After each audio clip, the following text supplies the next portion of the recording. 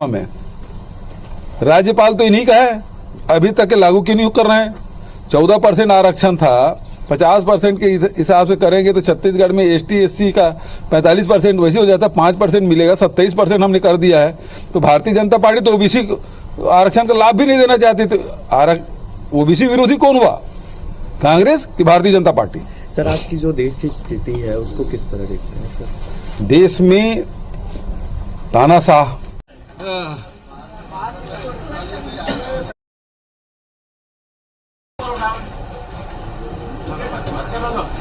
आजकल छत्तीसगढ़ में आरक्षण का मुद्दा गहराया हुआ है। रमन सिंह जी ने एक राष्ट्रीय अखबार में बयान दिया है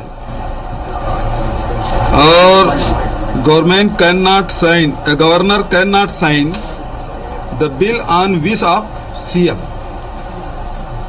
ये जो बिल है विभाग तैयार करता है, कैबिनेट में प्रस्तुत होता है, कैबिनेट के अप्रूवल के बाद फिर विधानसभा में एडवाइजरी कमेटी के सामने रखा जाता है और उसके बाद फिर विधानसभा में उसकी चर्चा होती है। जहां तक कि आरक्षण बिल की बात है, सारी प्रक्रिया पूरी की गई और विधानसभा में सर्वसम्मति से पारित किया गया। ये मुख्यमंत्री की विश से नहीं हुआ है, ये विधानसभा के द्वारा सर्वसम्मति से और सभी लोगों ने भाग लिया। ऐसा कोई विपक्ष के सदस्य नहीं जिसमें उन्होंने भाषण न किया हो और सर्वसम्मति से उन्होंने पारित किया है। लेकिन दुर्भाग्य की बात यह है कि रमन सिंह जैसे 15 साल जो मुख्यमंत्री रहे, वो ये कहते हैं मुख्यमंत्री की विश से, मुख्यमंत्री की विश से नहीं, ये विधानसभा के से ही पारित हुआ है।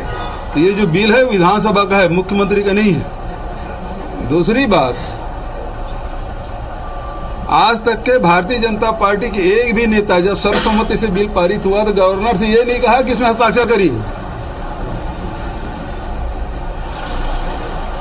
उन्होंने कभी नहीं कहा। एक भी भारतीय जनता पार्टी के नेता या डेलीगेशन बार बार जाते हैं वहां, वो कभी नहीं बोले कि इसमें हस्ताक्षर होना चाहिए। तीसरी बात जो कल मैं बोला कि ये जो विधिक सलाहकार है वो कौन है? ये विधिक सलाहकार एक आत्म परिसर में बैठते हैं और राज्यपाल जो है वो भारतीय जनता पार्टी के नेताओं के दबाव के चलते हस्ताक्षर नहीं कर रही है। मेरे सारे अधिकारियों ने कहा कि भाई उनको अधिकार ही नहीं है, फिर भी 3.25 करोड़ जनता के हित को ध्यान में रखते हुए मैंने पत्र भिजवा, जवाब भिजवा दिया। अब उसमें पता चल रहा है उसमें फिर से मीन मेख निकालेंगे, फिर जवाब भेजा जाएगा, फिर मीन मेख निकालेंगे। आज दिल्ली जा रहा हूँ और दिल्ली से फिर वहाँ से चकरभाटा एयरपोर्ट से आके सरगांव में जो भरोसा का सम्मेलन जो हो रहा है उसमें शामिल होऊंगा। आज दिल्ली में एक बड़ा प्रेस कॉन्फ्रेंस जिसे राहुल गांधी जी, गहलोत जी, वेणुगोपाल जी सब एड्रेस करेंगे, उसमें मैं भी रहूँगा।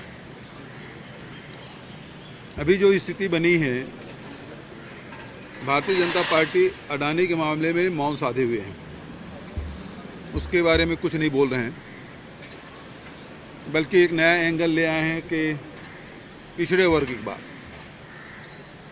भारतीय जनता पार्टी के अध्यक्ष जी से मैं कहना चाहूँगा, यदि पिछड़ों के नाम से आप घड़ियाली आंसू बहाना बंद करें।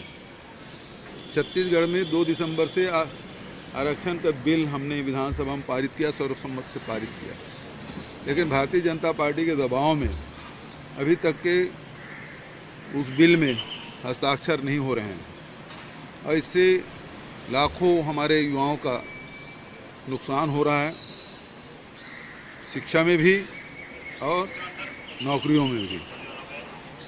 कांग्रेस पार्टी हमेशा गरीबों के, वंचितों के हक की लड़ाई लड़ती रही है और भारतीय जनता पार्टी हमेशा इन वर्गों की उपेक्षा की है, इनके बीच में भेद डालने का काम किया है और अपना उल्लू सीधा करने का काम किया है।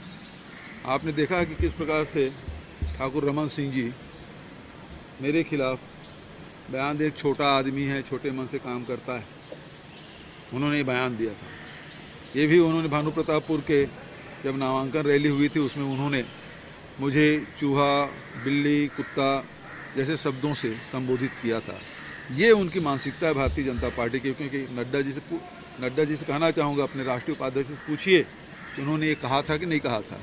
तो आपके जो पिछड़े वर्ग जो प्रेम है वो केवल दिखावटी है।